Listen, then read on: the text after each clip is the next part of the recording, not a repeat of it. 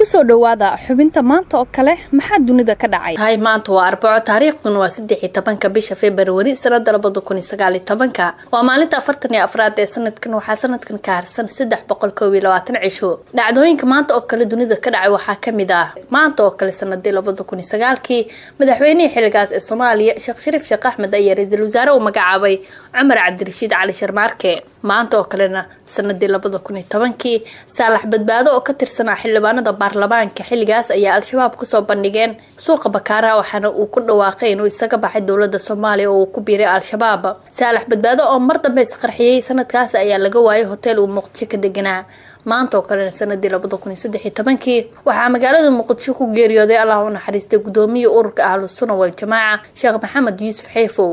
maanta oo kale sanadii 2015 waxaa magaalada Djibouti lagu aasay meedka Allah u naxariistay gudoomiyaha baarlamaanka Djibouti Idris Arnoud Cali oo xalay oo kale geeriyooday.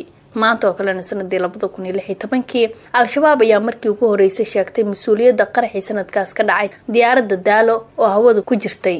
maanta oo kale sanadii 1542 Catherine Howard oo ahayd xaaska shanaad ee boqorkii xilligaas ee dalka Ingiriiska ee Henry VIII la oran jiray ayaa la gowracay kadib markii lagu eedeeyay inay gogolaaf sameysay. maanta oo kale sanadii 1945 ciidamadii Soviyetka ayaa kuwii Jarmalka ka qabsaday caasimadda dalka Hungary ee Budapest. sidoo kale diyaaradihii isbahaysiga ayaa duqeyn ku bilaabay magaalada Dresden la yiraahdo oo Jarmalka ku taala.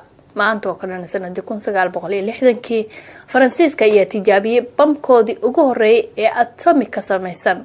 maanta oo kale sanadii 1961 ra'iisul wasaaraha xilligaas ee dalka Congo Patrick Lumumba ayaa lagu dilay gobolka Katanga la yiraahdo. maanta oo kalena ugu dambeyntii sanadii 1991 boqolaal ruux ayaa ku geeriyooday kadib markii diyaaradaha dagaalka Mareykanka ku duqeeyeen caasimadda dalka Ciraaq ee Baghdad.